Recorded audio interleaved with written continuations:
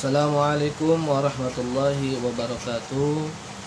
Apa kabarnya anak-anakku kelas 5?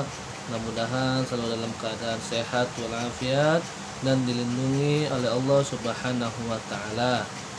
Baik, sebelum kita belajar, kita berdoa terlebih dahulu ya. Kita berdoa bareng-bareng agar belajar kita mendapat berkah dan ridho dari Allah Subhanahu wa taala. Doanya baca bareng-bareng ya. Bismillahirrahmanirrahim. Rabbi zidni ilma warzuqni fahma. Ya Allah, tambahkanlah ilmuku dan petinggilah kecerdasanku.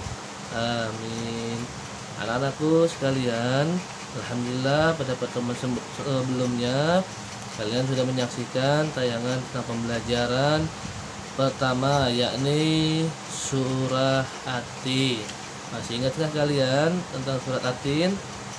Surat At-Tin itu ada 8 ayat. Bunyi dari surat At-Tin tersebut adalah, yuk kita baca bareng-bareng ya. A'udzu billahi minasy syaithanir rajim. Bismillahirrahmanirrahim.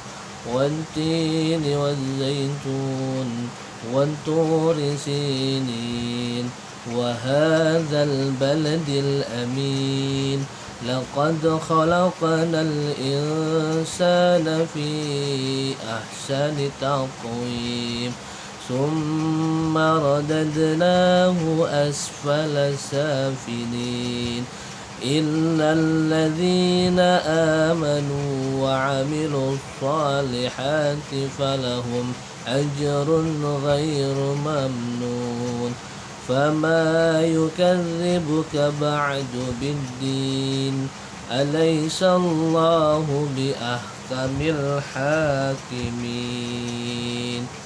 Ya, sadaqallahul azim.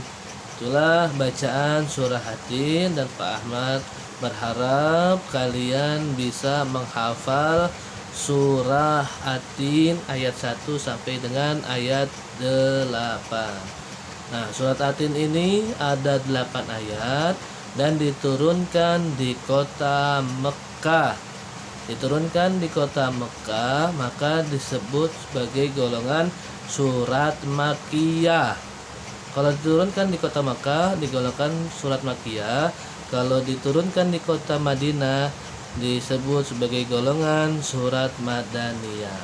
Nah, dalam hal ini surat At-Tin diturunkan di kota Makkah disebut sebagai golongan surat Makkiyah. Nah, surat At-Tin ini ya diambil dari ayat pertama yang berbunyi wattini wazzaitun.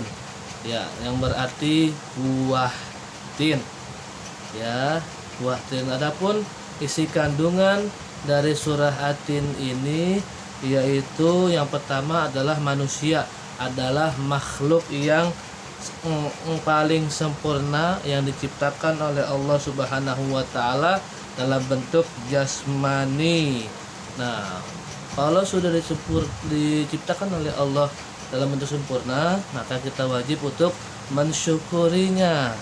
Ya, mensyukuri atas nikmat yang diberikan oleh Allah Subhanahu wa taala atas jasmani kita. Lalu yang kedua, manusia dapat jatuh menjadi makhluk yang hina karena perbuatannya.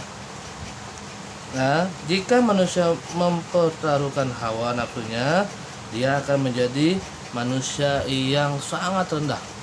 Manusia bisa lebih jahat dari hewan dan bisa lebih mulia dari malaikat, tergantung dari perbuatannya. Lalu yang ketiga, Allah memuliakan dan memberikan pahala yang berlipat ganda bagi orang yang beriman dan mengerjakan amal yang soleh.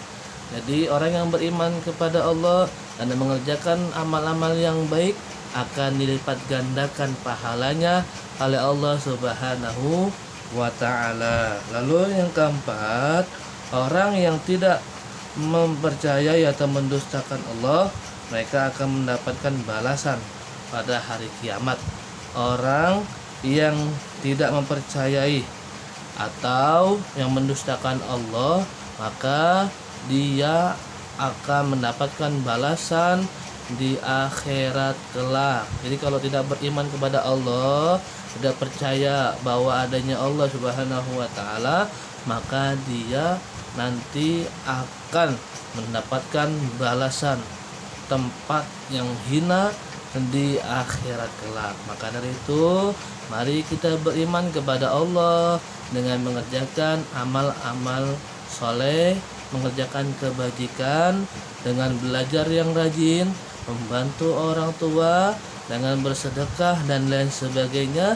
Itu sebagai bukti bahwa kita bersyukur kepada Allah Subhanahu wa taala, dan dengan itu maka pahala kita akan dilipat gandakan oleh Allah Subhanahu wa taala.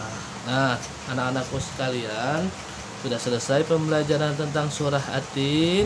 Nah, untuk tugas kalian yaitu mengerjakan ya soal yang ada di buku paket halaman 10 dan 11, pilihan ganda dan esainya. Pilihan ganda 1 sampai 10 dan esainya 1 sampai 10. Mengerjakannya di buku paketnya saja ya. Lalu dikirim ke Google Classroom Pak Ahmad. Yuk kita akhiri pembelajaran kita dengan membaca hamdalah. Alhamdulillahirabbil alamin. Subhanakallahumma wa bihamdika asyhadu an la ilaha illa anta astaghfiruka wa atubu ilaik. Wabillahi taufiq wal hidayah. Wassalamualaikum warahmatullahi wabarakatuh.